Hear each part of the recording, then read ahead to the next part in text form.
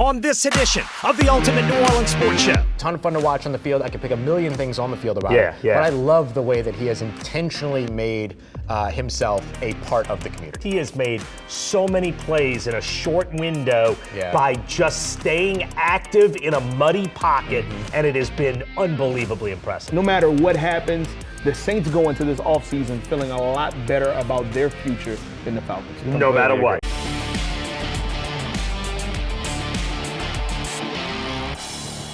Welcome in to another Ultimate New Orleans Sports Show, a Week 18 Falcons Hate Week edition. Thank you very much for being here with us. We are your host, Doug Mouton, and this is true. I'm Ross Jackson. This is true. It is a clean-shaven Ross Jackson. A 4-game winning streak. That's clearly the impetus to go clean-shaven. Yeah, that in the new year. Happy new beard, everybody. You know, we got to make sure I ring in the new year with a new look, but don't worry, it'll be back. It'll be back. For sure. Tyler Shuck has won over New Orleans in a ridiculous way, and because of the way this year has played out, he is now tied with Tet McMillan to be the favorite for the Offensive Rookie of the Year, and I think Tyler Shuck should win it. Yeah, I think, and I'll be honest, I think he does. I mean, unless this week to 18 game against the Falcons goes really, really poorly, I think he wins it. He gets the quarterback bump. He's at the right position for an offensive award. Typically, offensive awards are just quarterback awards anyway.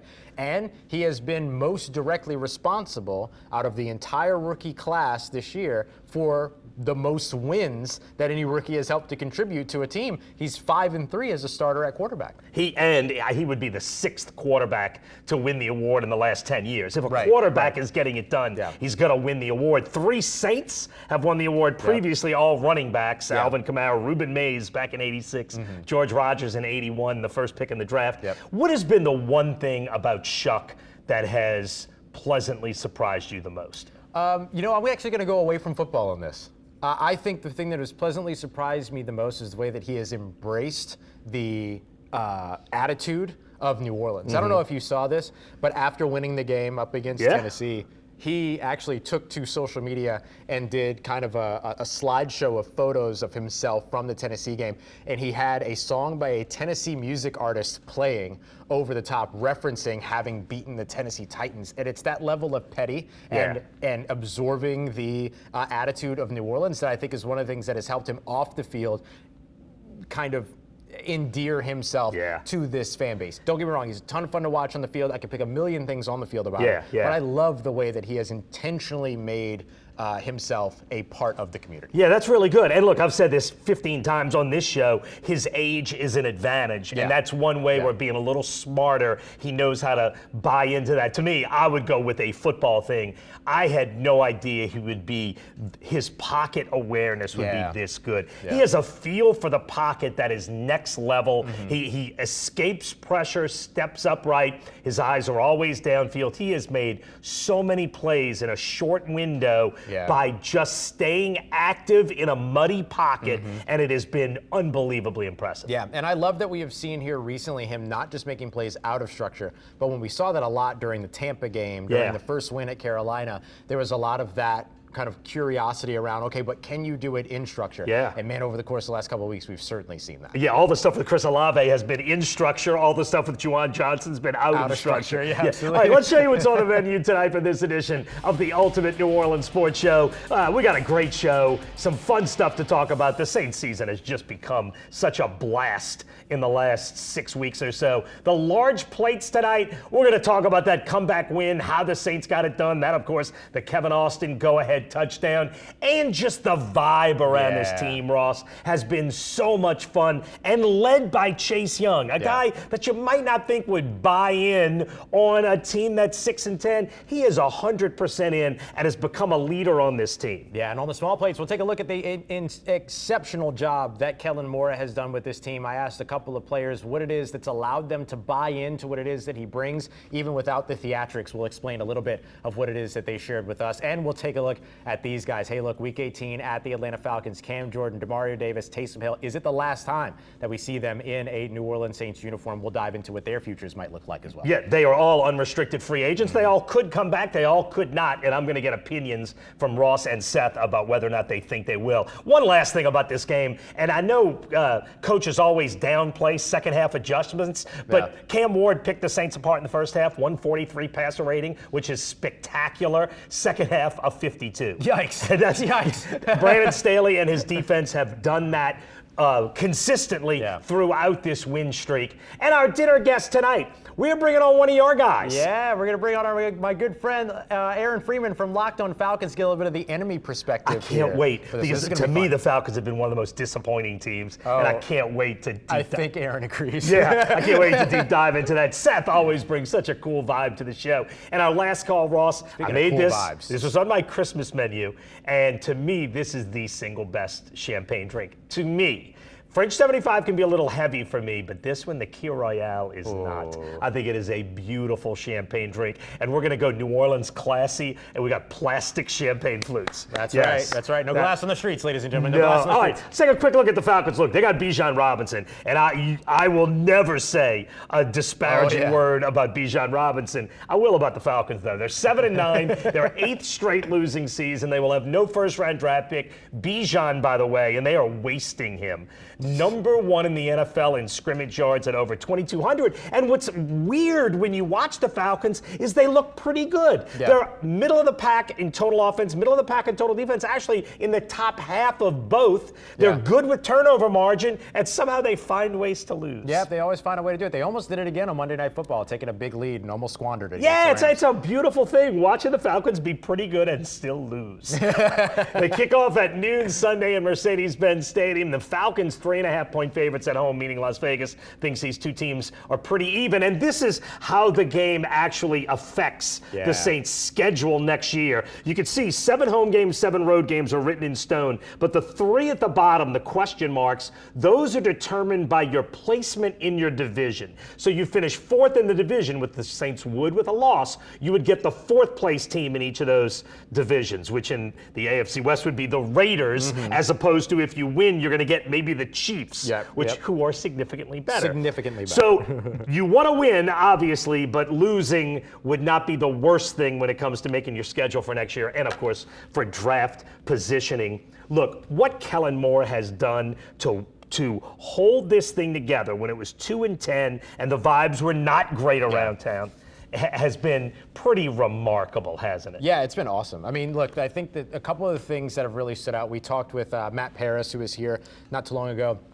He talked about sort of the off-season activities and things that he's been doing with them. You could see the camaraderie begin to build and continue to build throughout this team, and the glue that is Kellen Moore that has helped to keep this team together. Both Kelvin Banks Jr. and Jonah Williams, some guys in the trenches, one rookie, one guy that's been around the league for a little while, both credited Kellen Moore for his sort of push for collaboration with the players, right? Nice. And the way that they've kind of been involved in game planning and being able to feel free to go to him and say, I think this would be better, or I like this more. And, Kellen Moore doesn't take all of it, but the stuff that he believes in, he gets it implemented. And I think that's another way to get these guys to buy in, even without all the theatrics of, a coming of age football drama. Right. And before we take our break, Kelvin Banks it was a safe pick, and it has turned into a great first round pick. Pro Football Focus has Kelvin Banks as the best of the rookie tackles, and that includes 2 guys drafted in front of him, Will Campbell, one of those 2. Right. Kelvin Banks has turned into an excellent first-round pick and a cornerstone that sort of gets lost because of the success of Tyler Shuck. Yeah. Kelvin Banks has been a great pick. I think he's already one of your top 5 best players on this. Wow, list. He might be. He's definitely your best offensive lineman already. 100%. And without that, you don't get Tyler Shuck's great season. You don't get Chris Olave's incredible comeback season. You don't get all that without the blindside protector holding up. And the fact that they put him on an island, very few chips to help him out, very few tight ends over there to help him out, he's kind of done this all on his own. That's great stuff. All right, when we come back, we're going to bring on the guests. And continuing on here with the Ultimate New Orleans Sports Show, we are joined by our fantastic guests here in studio, the one, the only, Seth Lewis here from WWL. And on the big screen behind us, our good friend Aaron Freeman from Locked On Falcons is joining us. The wonderful, the magnanimous, the what other ones do you usually use? The good Aaron Freeman. We appreciate you coming through here from Locked On Falcons. Has been covering the Falcons over the Locked On Podcast Network for an incredible 9 years, celebrating that anniversary just a month ago. All right, Aaron, I want to start with the Falcons. Look, I watched them against Buffalo. I watched them against the Rams. They absolutely look like a playoff team. They're talented, they're solid, and they have found a way to lose 9 games somehow. What has been the problem with this team? Why are they not realizing what is a really good potential, really good upside for this team? The main thing, as you pointed out, when they get into primetime, they play their best ball. They're 4-1 this year in primetime games, but they're like 1-7 in like Sunday 1 o'clock games. So for whatever reason, when nobody is watching the Atlanta Falcons, they play poorly this season. And when everybody is watching the Atlanta Falcons, they play their best ball. And so you get this contrast of things of a team that looks like an amazing football team in primetime on Monday night, Sunday night, Thursday night, etc. And then at 1 p.m. on a Sunday, they're like one of the worst teams in the league. Wow, that is stunning. That's because really he's 100% interesting. right. I've only seen him in primetime, and the good thing is no one will be watching Sunday. That's a good thing for the Saints for sure. Is that the opposite of what we're used to for Kirk Cousins? Like, is Kirk Cousins usually a primetime baller, or is he Andy Dalton-ish in primetime? Yeah, that was always the reputation with Kirk Cousins for a long time, that anytime he got in primetime, he was terrible. That has shifted the last couple of years, and that shift has continued in Atlanta. He's generally been good in primetime. A lot of that is because the Falcons have been playing the Bucks in primetime, and Kirk has looked like an MVP every time he plays the Tampa Bay Buccaneers. That is true. That does happen a lot. And Seth, I know your heart is broken by this disappointing season for the Atlanta Falcons. Oh, man. Well, the funny thing is, when he gave the stat of primetime versus non-primetime, what I thought was big crowd versus usual crowd. That's honestly what I thought with Atlanta, you know what I mean? Yeah.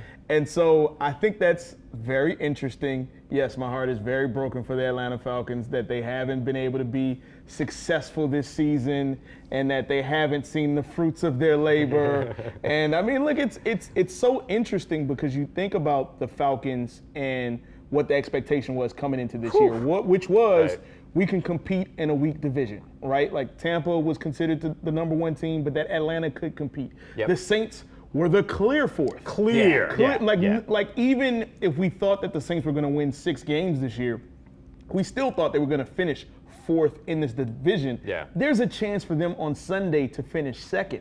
Yeah. And for the Saints to potentially be higher in the rankings than the Falcons on a down year, all I'm saying is that's a heck of a thing for Who Dat Nation to be able to brag on. Yeah, we over at Locked On, we do a divisional preview every year that includes the host of each of the 4 NFC South shows.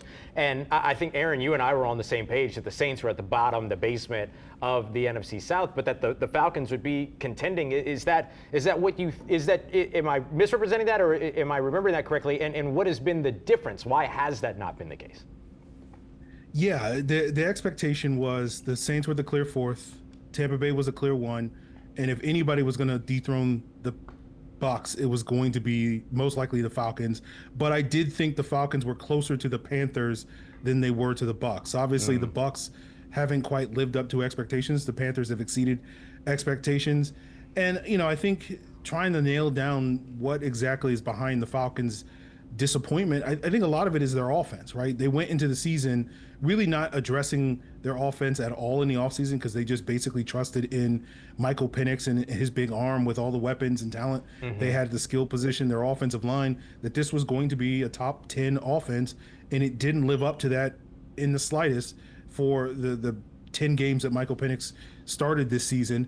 And it was really their defense that has been the strength of this team, and that has far exceeded expectations. And you've seen that a lot in these primetime games where they kind of single-handedly cost Matt Stafford and potentially Josh Allen MVP honors with their performances in those primetime games. But when they play bad quarterbacks like Bryce Young and Tua Tagovailoa, they look terrible in those games. So it's a tale of two things when it comes to the Falcons defense in the primetime spotlight. But yeah, I think the main thing has been their offense hasn't quite lived at anywhere close to the expectations going into the season as the strength of this team, and that's been a big reason why this team has struggled so much this year. Yeah, I would agree with that. Although I'll say it again, the Falcons at their best, the good Falcons are the best team in this division. When the Falcons are at their best, the against Buffalo, against Rams Falcons, when the Falcons are at their best, they're clearly the best team in the division. So the fact that they're going to finish third or maybe fourth in the division is a beautifully comical thing. And the difference in the Saints, look, we talked a little bit about the job that Kellen Moore did to hold this thing together. And I can't say it enough. When this team was 2-10, Chase Young was still excited about this team. And Chris Olave was still excited about this team. And you could still feel an energy in Metairie that felt like a team that certainly had not quit. And that is on Kellen Moore in the most positive way. And I think that he's not going to get one vote for Coach of the Year, and he shouldn't. And he shouldn't. But the job he did in year one, I think, was excellent. Yeah, and it's funny when you were mentioning like Chris Olave and Chase Young, the thing that came to mind is that's why veterans are important, because veterans set the tone. And so I don't think that it was Chase Young and Chris Olave. Like, maybe they would have been excited on their own, but I think Chase Young was excited because Demario Davis was excited, and because Cam Jordan was excited and optimistic, and even somebody like a Taysom Hill who has seen some better days, and Alvin Kamara maybe who is a little bit more chill, but like also like, okay, like I know that this dude is smart. I can see why he's putting these certain things together. Like I'm a play the background for a little bit. That's kind of more of Kamara's way of doing it. Like I'm gonna play the background and see, because I see what he's putting together.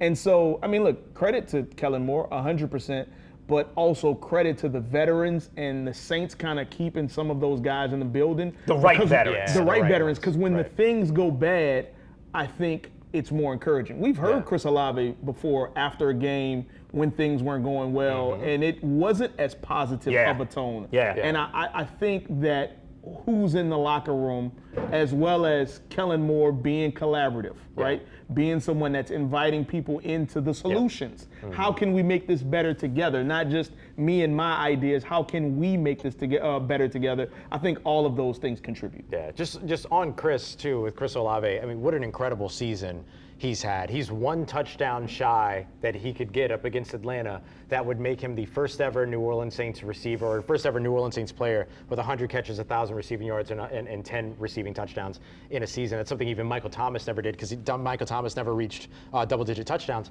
in a season. And so you look at him coming from getting at that place now, but then going all the way back to the offseason where he was 24 years old, contemplating retirement. It's crazy. Talk about a guy that you moved from one side of the spectrum to the opposite side of the spectrum, and you did it by getting him to buy in and getting him inspired. I mean, it's a perfect example. Well, and I think when you talk about Chris Olave, that's somebody that we've talked about throughout this season, especially around the trade deadline. Like, hey, he's somebody that's going to be up for a contract. I thought he might go. And we thought he might go. Even when it comes to being up for a contract, it's like, okay, well, he's not going to get one money, you know what I mean, because he hasn't put that production up, and all he's done is produced. You know what I mean? He's essentially for wide receivers, he's like 5th, 6th, and 5th in the major categories. And so that is incredible, on top of what you said as far as him being near retirement. You know what I mean? Like, he could have not seen this come to fruition, but him sticking with it, and obviously Tyler Shuck emerging too, and unlocking some of the route running. Like, he's always been a really good route runner, but like seeing some of that come into play with some of the precision that Tyler Shuck throws with, it's been really cool. Very cool. Aaron, covering a rival team, is Chris Olave a guy that you are like, oh man, like I don't want him going up against this team? Like, how do you get wary at all of Chris Olave? Yeah, I've seen enough of Chris Olave cooking the Falcons and other teams to be wary of him. Yeah, definitely. And what is your take on the way that Tyler Shuck has kind of come on here late in the season as well? Yeah, I've been impressed. Like, there have been moments, and I'll admit I haven't watched as much Tyler Shuck, of course, as of late, since the Falcons beat the Saints back in Week 12. Always got to remind you guys of that. Yeah. Fair enough. But but from what the glimpses I've seen since then, I've been impressed with him. He's been, he's kind of a little bit of an up and down, but like when he's on, like I think he's been very, very good, and that's been especially prevalent these last couple of games. Yeah, the last 4 weeks it's been up, and up. Yeah. And knowing Kellen Moore, you talked about the Chris Olave's numbers. Kellen Moore is going to do everything in his power to get Chris Olave the 10 to 100,000, just like he did with Taysom Moore. They're going to get to the goal line and throw to Olave 3 times in a row. Oh, yeah. There's no question to me about that. All right, let's do our boil water advisory now. And it's going to be different for Aaron than for the three of us. What is the one thing that derails the Saints' chances in Atlanta? What's the problem here, Seth? I think that the thing that maybe could derail it is that it almost feels too good. Yeah. Oh. Like, you know what I mean? It's so high, and we'll get to some of that later as far as the excitement is concerned. But it's so good, and like obviously you're playing against a rival. You know what I mean? And it's like, we can. You start rubbing your hands like Birdman. Yeah. You're like, oh man, we can really put it to the Falcons, and then all of a sudden, like, the Falcons have that motivation as well, obviously knowing how big the rivalry is. So to me, it's maybe smelling the roses a little bit too much, which I think I actually said that last week too. It's but that's real. Denying the rat poison. Right, which they have done. To me, it's Bijan. Yeah, because he's one guy that, regardless of how you game plan, ask the Rams, it doesn't matter what you do, he's one guy that can single-handedly machete you in two without any help. And so Bijan, to me, is the guy. If you somehow bottle him up, I think you got a great chance. If he goes nuts like he did against the Rams, I think the Falcons absolutely could win this game. Yeah, 195 rushing yards against the Rams, including a 93-yard rushing touchdown. It was incredible. For me, I go to the defensive side for Atlanta, and I highlight safety Jesse Bates and rookie safety Xavier Watts. Xavier Watts was one of my favorite rookies in this draft class, along with Jonas Sanker, actually, who was drafted just a couple spots ahead here in New Orleans. I think so much of what Tyler Shuck has been able to do over the course of the past few weeks as this team has been surging has been downfield, and those guys downfield are a threat. Yeah, they are elite. For me, they're the ones that are kind of the most concerning. That's good. I love that. That's a good call. Aaron, what is it on the Falcons side? What scares you about the Saints? I don't know if there's anything specific about the Saints that really scares me other than just the sort of classic division games. And as you said, Tyler Shuck being able to launch a couple of dragons down the field that could, break this defense. But I think for the most part, it's kind of what we were talking about earlier, where it's just the Falcons falconing, where they come off of this big, impressive win in prime time, and then they get to a game that no one is going to care about, and beating the Saints as handily as they did a couple of weeks ago, and they just have a letdown performance, and it's just the classic Falcons where it's like, they could take it to the Rams, who were a couple of games away from being the best team in football this year, and then couldn't take care of business in Week 18 against the New Orleans Saints. The Falcons tried their hardest to falcon. They really did. They really did. They tried their darndest to falcon, and they still were successful. Yep. Aaron, we sincerely appreciate your time, but Ross, it's time for? Yeah. Last call!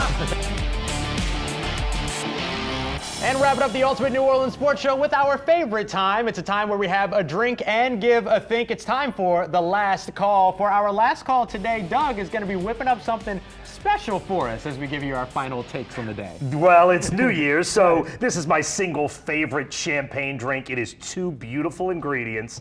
It is a creme de cassis, which is a blackcurrant liqueur, and champagne. It's a simple ½ ounce of the liqueur. You pour the champagne on top. The liqueur changes the champagne just a little bit in a beautiful way. I think this is one of the most perfect drinks that there are. Love that. Wow, that's an absolute sell. Yeah. Well, very excited for this. While he whips those up, why don't you start us off? Hey, Happy New Year, buddy. Happy New Year, Why don't you start us off with your last call? So my last call is, the excitement that the Saints have brought over the last month or 6 weeks, whatever you want to call it.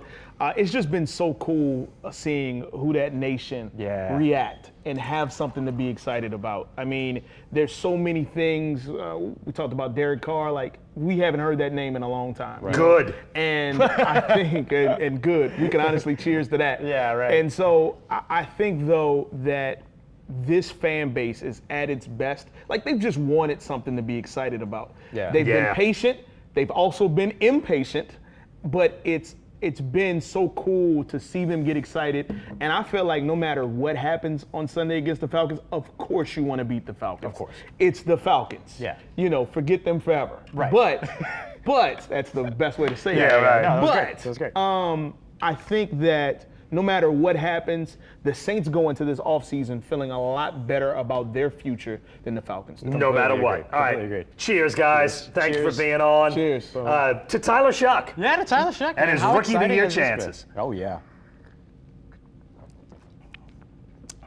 Oh, well, Yeah. that goes down Love that. easy. Yeah. Goes down so I easy. love that. All right, my last call? Yeah, go for it. All right, look, my last call is Kellen Moore, and I brought it up before.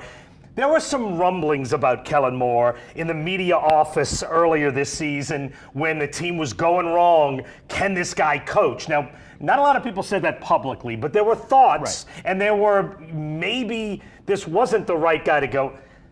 Everything about what we have seen in the last 6 weeks has been Kellen Moore. It sort of justifies everything he did the first 3 or 4 months here, and it's just been beautiful to watch. Kellen Moore, I think, has done a spectacular job in year one with a roster that had a lot of holes. He has kept the buy-in. He's found some pieces. He rolled out his quarterback and set him loose at the exact right moment to maximize Tyler Shuck and what he could do, and it's sort of his emotional well-being. He didn't throw him to the lions too soon where his confidence would be killed. Everything Kellen Moore has done has been excellent. I am 100% sure the Saints have the right guy, and I am so looking forward to next season already. Look forward to the offseason too. Yes. But I'm looking forward to next season already because I think this team is going to take a big step forward, and I love the job Kellen Moore's done. Absolutely. Yeah, he's proven to be exactly what this team needs right now, and he's done it time and time again. All right, I'll go with mine. I'll be quick because I know we have another topic that we want to hit as well with those 3 veterans that we want to take a look at. Yeah.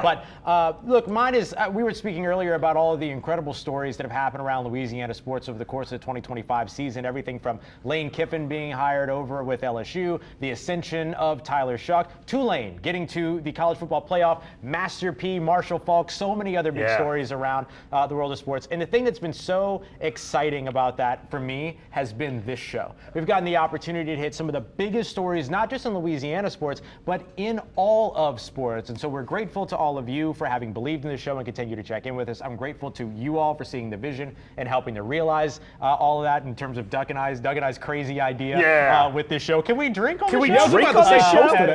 And to the WWL station, everyone that's supported and all, it's been incredible. I love it. Thank Thank you. you, And Ross. toast to the fans. And- Absolutely. And look, I'm gonna say this one time only. Yeah. Ross, you're a joy to do this. No, you Yeah, as well. fun No. every day. All right, we got 3 guys. Last game is it Taysom Hill's last game? Yes or no?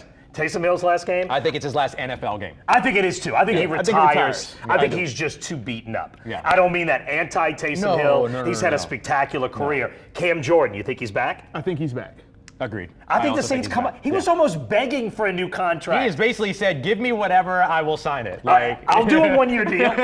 Cam Jordan on a 1-year deal would be awesome because of what you said about what he means in the locker room. Yeah. To have his influence going forward at 9.5 sacks is crazy. Right. Outperformed his younger self. And you Outperformed can his- always hear the respect Chase Young has for him. Yeah. in his Always, Great point. always. Great point. And Demario Davis, back next year or not? Yes, he's back. Absolutely. He has to be. I would say if he has to wants be. a 2-year deal, I'd give him a 2-year deal. Yeah, man. 14th year in the league, just set a career high in tackles, has again played every game. I know he had dealing with an injury late in the game up against Tennessee. We'll see what that means for him for Atlanta. But, I mean, just an incredible season for him yet again. Another one of those phenomenal stories that we've gotten to cover this year. So we all agree. We think Cam Jordan and Demario Davis will be back next year, and Taysom Hill will be a Saints Hall of Famer and whatever the minimum And amount of time Saints is. Ring of Honor. And Saints Ring of Honor. I think Saints he Ring deserves of Honor. that That'll too. be an I think he interesting deserves debate. that That's too. fine. Yeah. All right, look. Yeah. Thanks for watching, everybody. We appreciate you joining us on this edition of the Ultimate New Orleans Sports Show. Happy New Year. Cheers. Happy New Year. Woo! Cheers.